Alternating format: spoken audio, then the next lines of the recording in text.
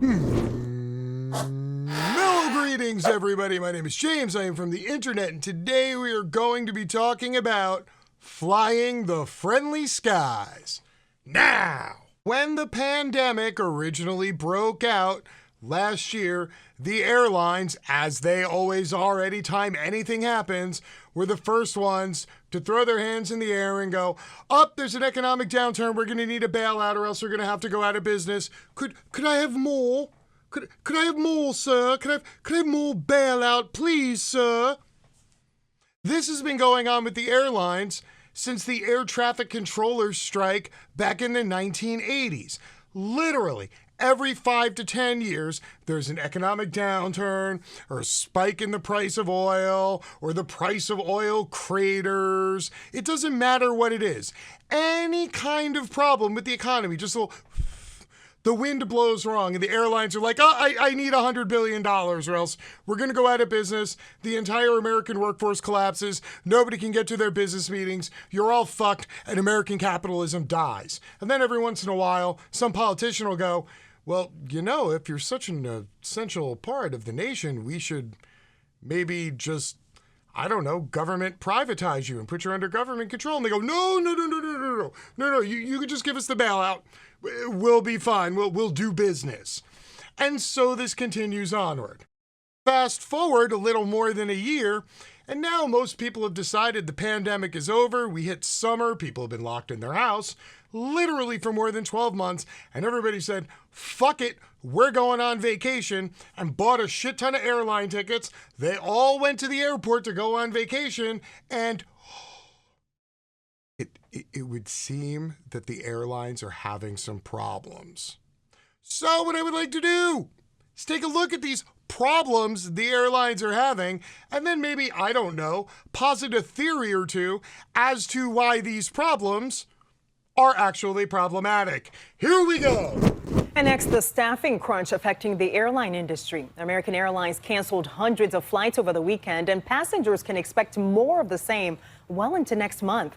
ABC's Megan Tevrizian has details. So it would seem the problem was staffing issues. And because of staffing issues, American Airlines just had to scuttle people's flights. People literally showed up at the airport with all their luggage and their kids and their masks on. And they're like, oh my God, we finally get to leave the house. Thank you. And then they get to the airport and they go through security. They do all that stuff and they get up to the desk. And American Airlines just goes, No, we canceled your flight. You can come back tomorrow. Literally, that's no fucks to give. They were just like, yep, we canceled flights. Because of staffing. Please, tell me more.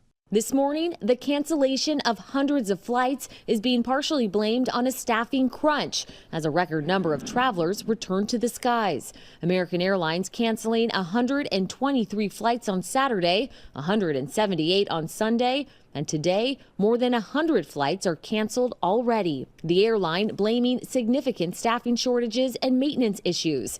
American says it will continue to cancel at least 50 to 60 flights a day for the rest of June and 50 to 80 flights per day in July. Boy, what a bummer that's got to be, huh? Staffing issues. Now, I've heard stories that there are tens of millions of Americans that are getting kicked off of their extended unemployment benefits, because we don't want people to be all lazy and entitled and sit around. So obviously there are tons of people who need work, and obviously American Airlines needs people. So surely American Airlines is, making the proper business moves and positioning so that they can address this issue going forward and offer people the flights that they actually paid for, right? That's a thing. So what's the American plan? Well, okay, let's see what Forbes has to say. In 2019, American Airlines spent $1.1 billion on stock buybacks, buying back their own stock at an average cost of $32 a share.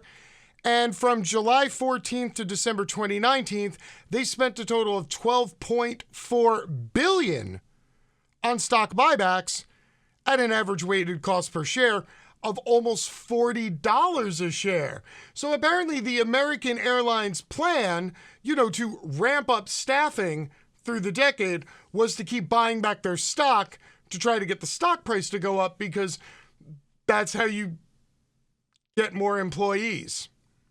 Now, I don't want to be the guy to unreasonably beat up on the airlines for, taking $12 billion to do their own stock buybacks to inflate their own stock price from 2014 to 2019, because technically that was before COVID. So let's just say maybe, they're bad at planning for the future. Okay, I can accept that. So what happened after Corona hit? Well, they got a couple of bailouts. And the last one was a $5.5 billion loan that it got from the federal government that they said that they would be able to raise to $7.5 billion so they could have a ton of working capital and do things like keep their employees off of furlough and keep everybody working so that when a travel spike hit, they would have enough trained staff on hand to do the business of doing business, which in American Airlines' case should be flying the friendly skies. So surely, now that they've bought back more than $12 billion in their own stock, and then they got upwards of another $7.5 billion in a bailout loan from the federal government, well then, that should probably cure most of the staffing problems, so that what happened this weekend, which was totally unplanned for and possibly couldn't have been foreseen, will never happen again, right? I mean, they have a plan, just like they had a plan going into this weekend. Oh, no, actually, they didn't have a plan. What I meant to say is they just asked their employees to volunteer and work for free to cover the shortages. Again, this is after buying back $12.5 billion of their own stock and then getting $7.5 billion from the federal government. Also, the CEO just gave himself a big, huge fat raise this year for, dealing with the stress of going through the pandemic. So surely, priorities. CEO, tens of millions of dollars. Employees, work for free because, gosh darn it, you're really nice. Whoa. As we look forward to welcoming back more of our customers this summer, we know they're counting on us to deliver a reliable operation and help them feel comfortable as they return after many months away from traveling. That's something our frontline teams are experts on, as they regularly go above and beyond to take care of our customers. To ensure they have the support they need this summer and beyond, our corporate support teams will provide additional support at Dallas-Fort Worth Airport.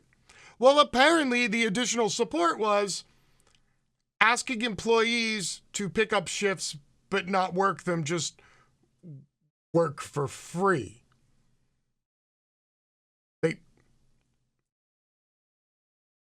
But the funny thing about this article, this was written 2 weeks ago. American Airlines knew that the summer travel crush was going to happen. They knew they were going to have to ramp up flights and ground operations. And instead of bringing back some of their furloughed employees or hiring new employees, American Airlines decided that they wanted the extra profits. And so they sat on their hands, they hired nobody, and then they asked their employees to work for free. And when that wasn't enough, they waited for families to get to the airport to travel and then promptly canceled their flights.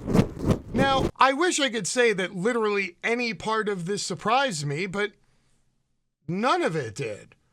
Corporation makes huge profits, takes huge profits, buys back own stock, gives CEO a huge raise, shareholders get a fat quarterly dividend check, employees get nothing, customers get screwed, company puts its hands in the air, and then the government writes them another check.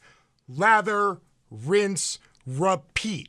We have all seen this story before, if not with the airlines, well then, with other industries. I don't know about the rest of you, but I have been hearing for decades about how horrible our welfare culture and our welfare state is, where we just give money to lazy people who stay home and do nothing, and they're the worst part of this world.